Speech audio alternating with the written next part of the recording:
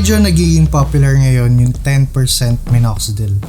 Sa mga bago sa channel na to, let me give you a bit of background ng minoxidil. Ang minoxidil is an FDA approved drug para sa hair loss, para sa paglalagas ng buhok sa ulo. Meron tayong iba-ibang concentration level ng minoxidil. 2%, then 5%. 2% is recommended for girls na nakakaranas ng paglagas ng buhok sa ulo. Anything more than 2% sa babae is sayang lang. Pareho lang ang magiging epekto sa babae ng 2% at 5%. While the 5% is recommended para sa mga lalaki, which the results are promising. So, ang tanong ngayon is, bakit natin hindi taasan yung concentration level ng minoxidil? Which is, baka mas maging effective para sa atin. Kaya dito pumapasok yung usap-usapan na 10% minoxidil.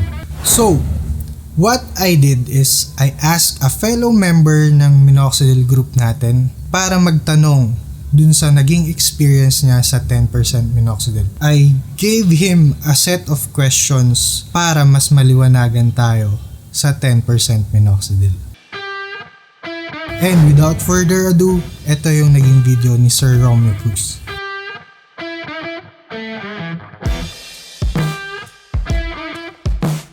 So, ang nais ko ibahagi ay base dun sa aking sariling karanasan. Hopefully makatulong ito sa bawat isa sa atin sa pagkamit natin ng minimithi nating balbas. Una sa lahat, gumagamit ako ng minoxidil since 27 years old pa lang ako due to male pattern baldness. So kung makikita ninyo ang ulo ko, nung ako'y bata, ang hairline ko ay nandito pa. So mula dito, yung 27 years old, lumawak na yan. Ang karanasan ko sa Minox is minsan 6 na buwan hanggang 1 taon gagamit ako ng Minox. Pag walang budget, 3 buwan mawawala. Hindi ako makapaglagay hanggang sa magsisimula maglagas, kaya maglalagay uli ako.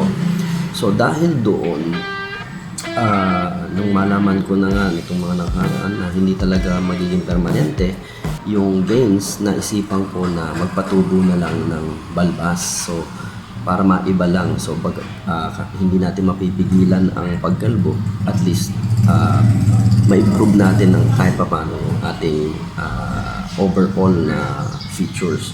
I started using 5% minoxidil October ng 2017, last year. So 41 years old na ako nung time na yon. 14 years after using Regrow minoxidil sa ulo. Makikita niyo doon sa progress pictures ko na pinadala ko kay Benedict. Ako talaga ay started from zero, wala ito. Always baby face ako, I always shave yan lagi. Makikita nyo rin na sa progress speed ko is slow gainer ako, so inabot ako ng 1 taon mahigit bago mapatubo ang beard ko. And reason is, sa tingin ko, dahil sa sanay yung katawang ko sa minoxidil. Decide ako, since 5% walang nangyari after 1 year, ang bagal masyado. Nag-decide ako na itaas yung level, and by December 2018 nag-order ako ng 10% minoxidil sa eBay kay Indian Herbal. Dumating yung to gain 10% ko January 11. So I started January 11, 2019, and I only use 10% sa gabi and still using 5% sa umaga. And more or less ngayon, at the time ng recording na to, it is only about 6 weeks na nag 10% ako. Muna sa lahat, kung titingnan nyo, i-compare nyo yung aking progress pics, makikita nyo na yung progress ngayon ay, for me, mas mabilis lumabas yung mga veluses. So I actually have more veluses ngayon, hindi lang masyadong kita talaga, pero mas marami ang veluses ko ngayon compared nung 5%.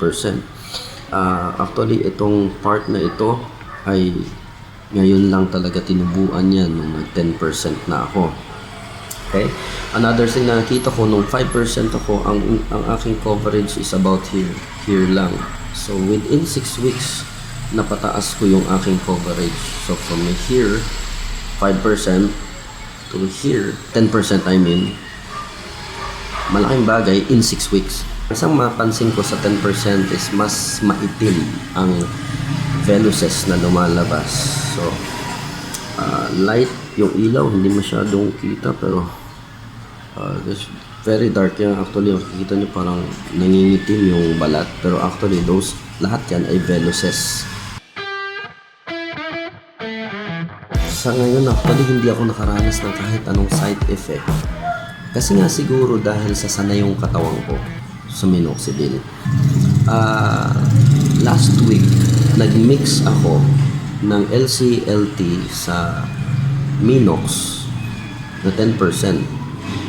And for 1 week, hindi na nagda-dry yung skin ko. Maybe because yung reaction ng LCLT sa Minox ko is had a very good effect sa balat ko.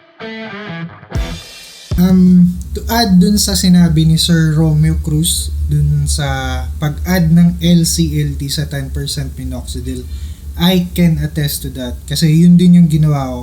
Meron akong sobrang LCLT, so hinalo ko dun sa 10% minoxidil. And ang naging resulta sa akin is hindi nag-flakes yung skin ko, hindi parang mga dandruff na dryness. Kasi yun yung madalas kong nakikita na mga post after gumamit ng 10% minoxidil. So, I don't know why, kung bakit naging ganun yung naging resulta nung hinaluan ng LCLT. But, I'm thankful na hindi naging dry yung skin ko.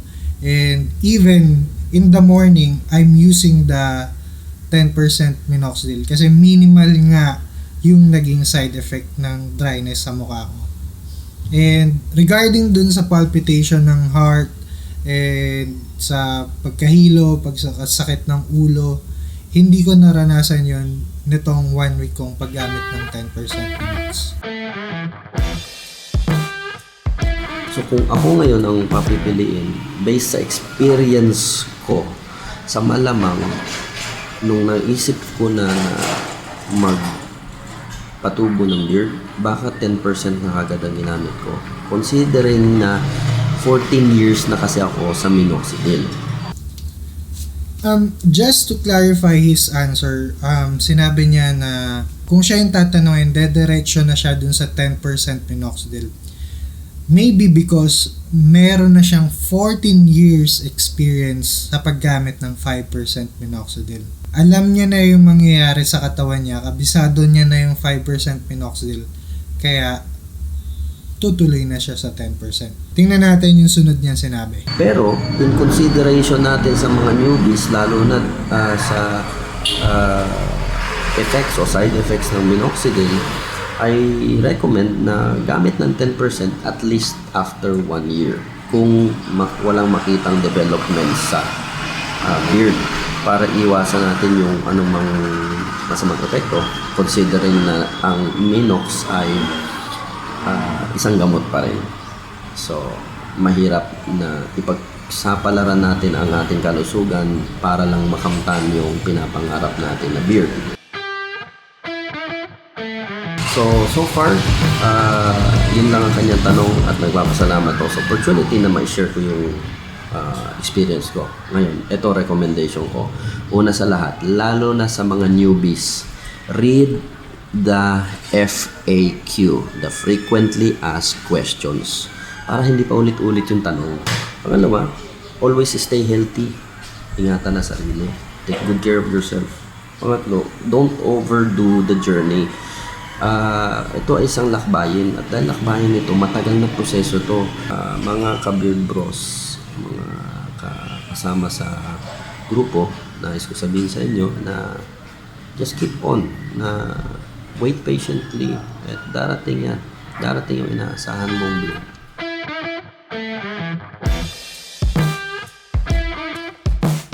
Napakagandang example yung naging journey ni Sir Romeo Cruz kasi for so long, for 14 years he's using minoxidil originally para sa ulo, which is yun talaga yung use ni minoxidil. And after some time, he realizes that ang paggamit ng minoxidil sa ulo is magiging lifetime maintenance. So, he decided to use the minoxidil sa balbas na lang. Kasi, once maging terminal hairs yung gains mo sa balbas, pwede ka na mag-stop sa minoxidil. So, let's proceed to his beard journey. For 1 year or so, he's using the 5% minoxidil. And after that, he jumped to 10% minoxidil, which is to gain. After, I think 6 weeks usage of the 10% minoxidil, he noticed a bit of increase dun sa gains niya. Maybe because I'm thinking naging immune siya dun sa 5% minoxidil. Gumamit siya ng 10% minoxidil, is nag-react yung body niya dun sa gamot. Kaya, mas bumilis yung pagtubo ng balbas niya. But, mga sir, tulad nung sinabi ni Sir Romeo Cruz, dahan-dahan lang sa paggamit ng minoxidil. Remember, gamot pa rin yan. Kung baguhan ka pa lang sa journey na to, I also recommend to use the 5% minoxidil. Journey itong pagpapatubo ng balbas, hindi tayo paunahan. Hindi natin pwedeng madaliin yung pagpapatubo ng balbas. Kailangan natin ng pasensya. Walang halong magic si minoxidil na instant, na parang instant noodles na mangyayari na tutubo yung balbas mo. Dun sa mga nagtatanong na 1 week, 2 weeks, 4 weeks, wala pa kayong nakikitang resulta sa minoxidil, hindi para sa inyo tong journey na to. Kailangan dito ng pasensya. Use the 5% first for 4 months, 6 months, or a year, and tingnan nyo kung anong magiging resulta nyo muna dun sa 5%. And saka kayo mag-jump to 10% minoxidil. So, hanggang dito na lang mga sir. Dito ko natatapusin tong video na to. Maraming salamat sa panonood at sana nakatulong na naman tong video na to. At sa'yo, Sir Romeo Cruz, maraming salamat rin. For sure, marami kang natulungan dito sa video na to, sa mga manonood ng video na to. At ikaw, kung hindi ka pa nakasubscribe sa channel ko, please make sure to hit that subscribe button below and follow my beer journey. Bye-bye!